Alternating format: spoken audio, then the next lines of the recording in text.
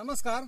आता आपण बसैया गुरु बसैया स्वामी हे मूळ शिंदगावचे राहणार आहेत, तालुका तुळजापूर, जिल्हा उस्मानाबाद यांच्या ह्या सोयाबीनच्या प्लॉटवरती आपण आलेलो आहोत. आणि स्वामी साहेबांनी नेटसर कंपनीची जैविक औषधं आपल्या ह्या सोयाबीनच्या प्लॉटला वापरलेली आहेत. आता त्यांना काय फरक वाटला ह्या औषधाच्या वापरल्यानंतर तर ते आपण त्यांच्याच तोंडून ऐकूया. नमस्कार स्वामी साहेब. नमस्कार.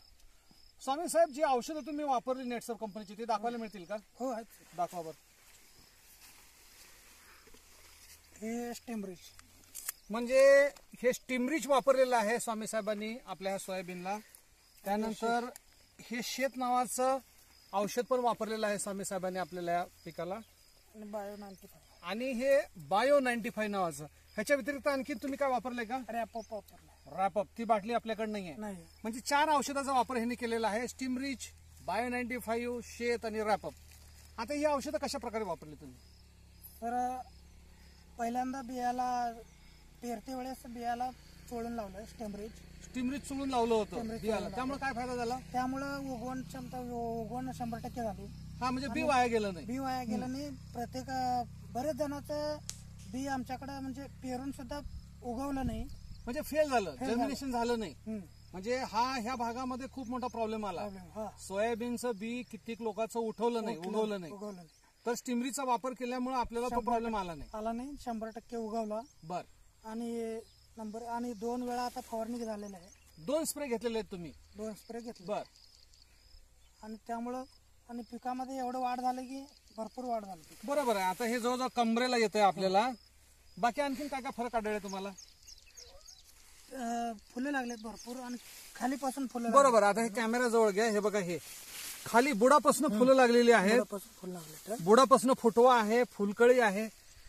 म्हणजे एवढी उंची, एवढा फुटवा, एवढी फुलं अगोदर येत नाही. नाही कधी आलं नाही साहेब एवढं. आणि ही जी काळुकी आहे, हे टवटवीतपणा आहे, काळुकी भरपूर आणि एकदम तजेलदार टवटवीत आहेत. टवटवीत आहे, तजेलदार आहे. हो. हे कोणत्या जातीचं बी आहे?